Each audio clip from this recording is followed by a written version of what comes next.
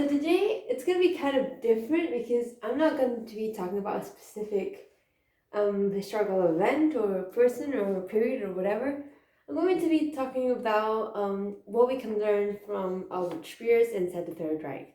And by no means this is the entire book. This is just like some things you can take from the book. It's going to be quite short, so if you want me to do a part 2, just let me know. So yeah, let's start. Well, a bit of background. Albert Speer, he was Hitler's armament minister he was appointed in 1941 to his first political position, and in 1942, Reich Minister of Armaments, and then later in 1943, he was upgraded to armaments and munitions. Anyway, he was Hitler's architect and was in charge of the whole economy. That's like a short way of putting it. He was definitely involved with the concentration camps and enslaved labor. So then after the war ended and he got captured, Nuremberg trials happened, and he was acquitted of 2 out of the 4 charges. He was guilty of 2 of them, but then 2 of them that meant conspiracy or even self-involved with the war. He was acquitted of that because he wasn't involved in the actual war. One of the reasons could be was his charge only came, his political prominence only came after the war had already started.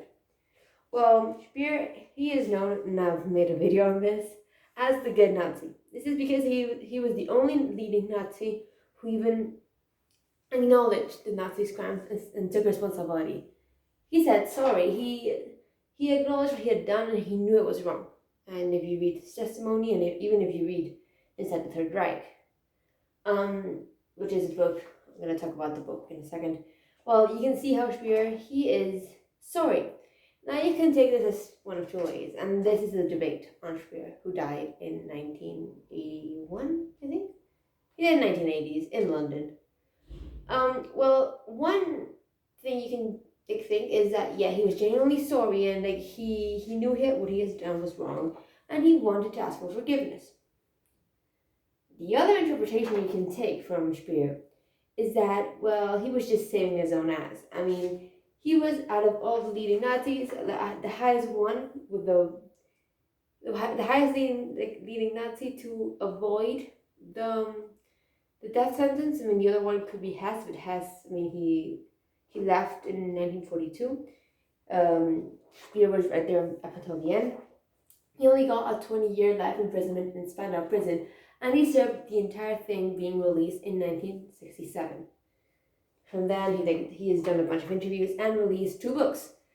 Spandau, The Secret Diaries, which were written, I think it was 20,000 pages of, 20,000 sheets of toilet paper, because he wasn't allowed, he wasn't allowed to write, because I think, I'm not 100% sure it's right, but because of the whole Mein Kampf thing that happened in prison with Hitler, they didn't want prisoners to be writing any books.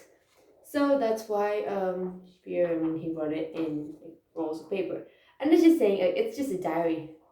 But then he also wrote, kind of during prison, also kind of after, he wrote Inside the Third Reich, published, if I'm not mistaken, in 1969. And it's essentially an autobiography telling saying what life was like in the Third Reich and his own point of view. Now this book, you have to take it carefully, because it's essentially Speer's way of saying, look at the terrible things Hitler did and Nazis did, and I was kind of involved, not really, but I was involved, and I'm sorry, please, I'm sorry. It's just him excusing himself and saying, yeah, I'm at fault, but it was Hitler and his appeal and whatever. So you can take it either way.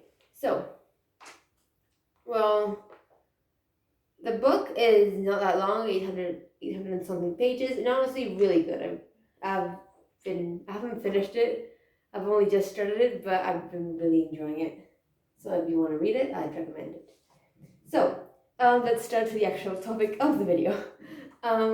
That's a bit of background on Speer, it's kind of useful. So, what are some things we can learn from the book?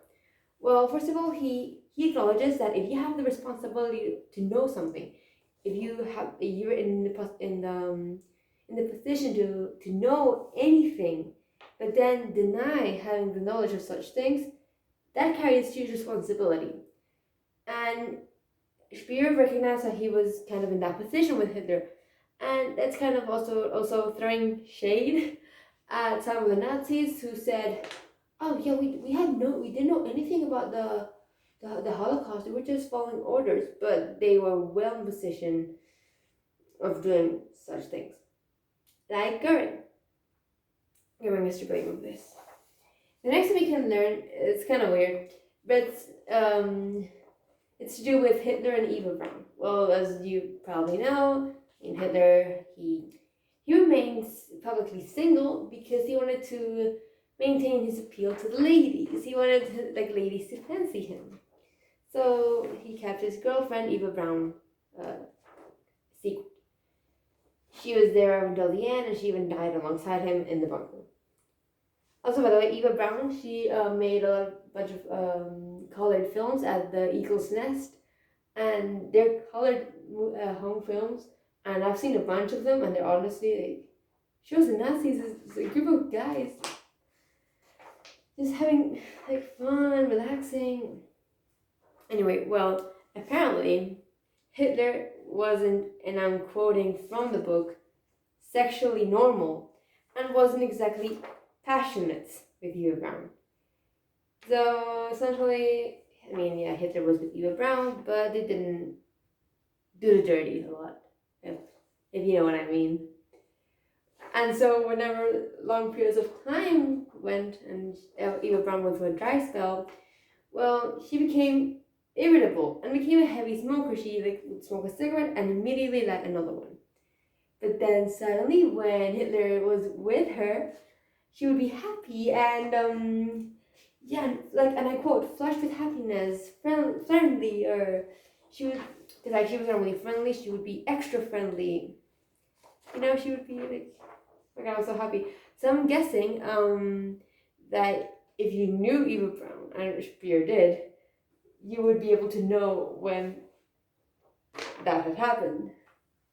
Anyway, then the next thing is that everyone at Nazi headquarters was under huge amounts of pressure. Obviously, that's nothing new. But they even welcomed a direct order from Hitler, because that would mean they didn't have to take a decision. And they have to take a decision. Oh, by the way, sorry for the noise. My neighbors are doing stuff, so sorry. So if they had to make a decision and it was a wrong decision, well, they could be punished. So if it was a direct order, they just had to follow through. This to me was kind of a relief, but also they had to follow through correctly.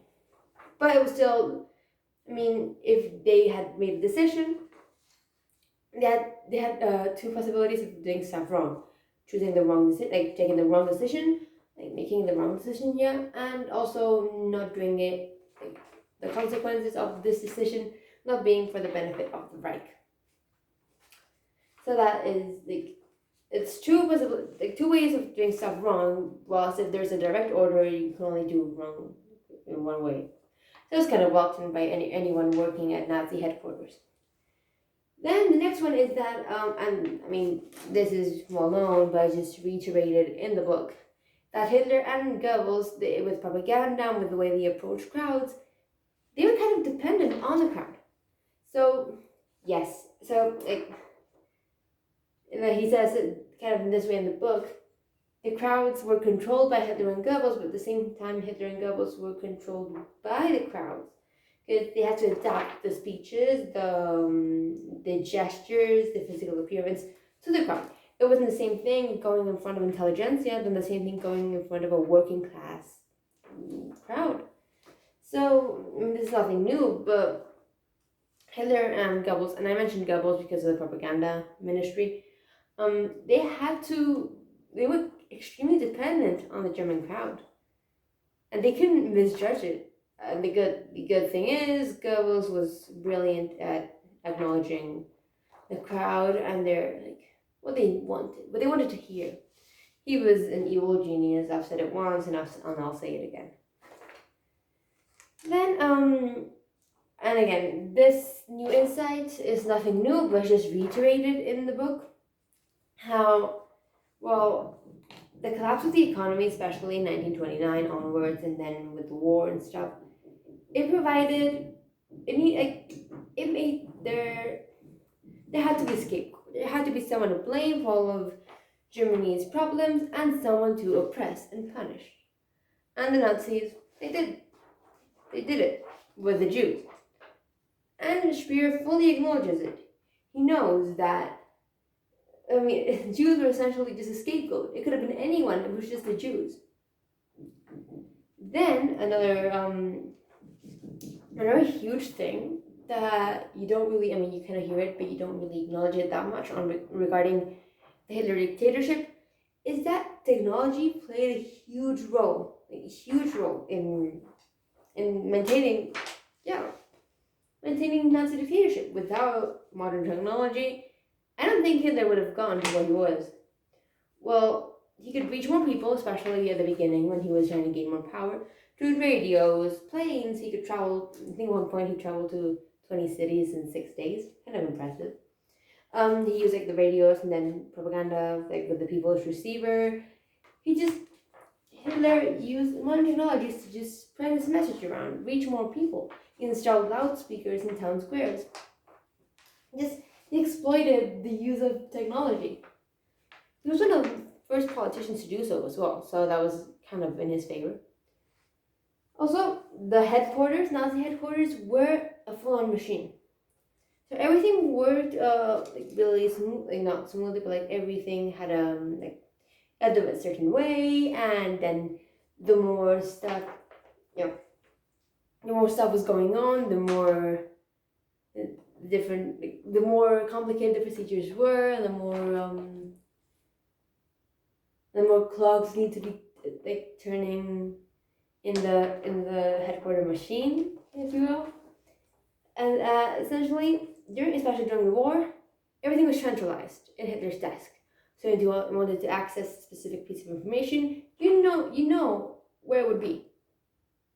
And so it was kind of a machine. You needed to get something, you would get it from Hitler's desk, then you would send it to someone would do something with it.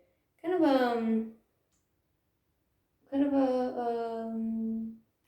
conveyor belt, kind of, not really, but that's the idea. And you don't really acknowledge it, but Speer highlights it in his book. Then, this kind of also known, you kind of also it's common knowledge, but again, Speer, being the man with the inside knowledge he was, just reiterates it and establishes it 100%, is that when Hitler invaded Poland in 1939, he had no idea he'd actually started the Second World War. He didn't know. He just, Czechoslovakia, what he had done was there was conflict and there was crisis, but then he solved it in a year, around that? A year. But with Poland, Hitler wanted the exact same thing. And yes, when Britain and France when they got involved, that kind of complicated stuff a bit, because he didn't think they would actually declare war. But then as the years went on and they didn't surrender, that was kind of a block for the Nazis, especially involving policies towards the Jews, because, they had hoped, especially with the Madagascar plan, they had hoped the war would last for a short period of time. So by mid-1940, they couldn't exactly move the Jews to Madagascar because they had to go through British waters, and that was, the Suez Canal, and that was a huge no. And then, lastly, and this is my favorite part of the book, I think, because it just shows how Hitler appealed to Speer, how Speer excuses himself, is,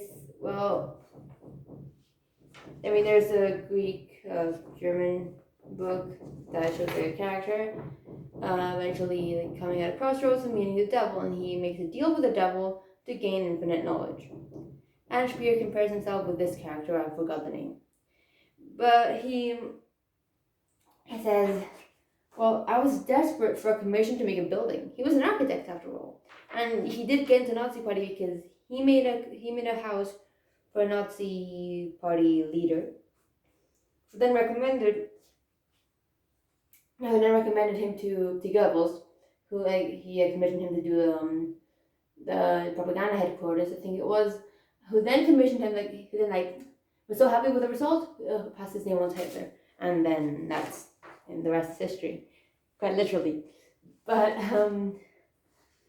well, Speer, he was an architect. He wanted more stuff to do, so if he continued working for Hitler, he would have more work, more money, essentially. He wanted a commission. And when he found Hitler and agreed to work for him, he essentially made a deal with the devil. And that's what he says in this tale. The guy makes a deal with the devil to gain infinite knowledge. Speer says, yeah, I made a deal with the devil to have commissions and to gain power, but that wasn't his intention. And he acknowledges he's in the wrong. But rather than saying, I'm sorry guys, like, I think that rather than genuinely apologizing, although maybe some part of him did, like some part of him was genuinely sorry, I think the big picture is that he's just excusing himself. And I've said it once, like, I'll say it again and again. But Inside the Third Reich, rather than for people to read and gain an insight into how Nazi Germany was, it's Speer's way of saying, like, guys, it was entirely my fault. I'm sorry. I've served prison. I did my time. I know I was wrong, but, like, sorry, guys. And yeah, that's pretty much it. I mean, there's way more insights we can get just from Inside the Third Reich alone. But those are quite a few, and my favorite I saved for last because it's the most interesting, the one I like the most. So yeah, that is it. I hope you enjoyed it and found it useful, I guess. And yeah, thank you for watching. Bye.